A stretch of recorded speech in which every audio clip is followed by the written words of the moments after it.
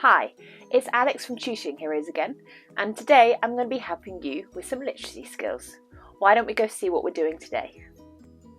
In this short lesson, we're going to be looking at past, present and future tense and how verbs are affected.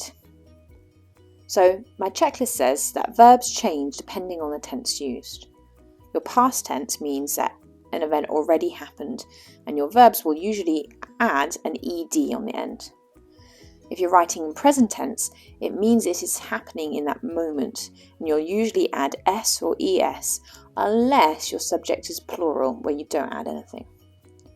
If you're writing in the future tense, it means that something will happen in the future, and you normally add the word will before a verb. So let's have a look at this. If I was writing the past tense to describe the Platinum Jubilee of the Queen of England, I could write, the Queen celebrated her Platinum Jubilee in 2022. People gathered together in the streets and ate together. Now you'll notice that celebrate and gather ended in ed, but the last verb, ate, didn't end in ed because some verbs have different rules and you just have to learn how to have those differences. So ate is not with an ed, but it is in the past tense. If we write in the present tense, it means it's happening in the moment. So we could change those verbs, keep the sentences exactly the same, and have the Queen celebrates her Platinum Jubilee today. The people gather together in the streets and eat together.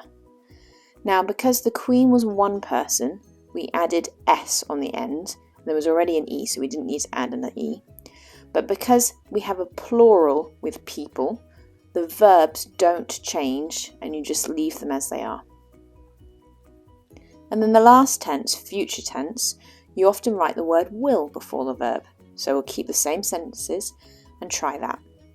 The Queen will celebrate her Platinum Jubilee in 2022. People will gather together in the streets and eat together. So they're describing the future tense.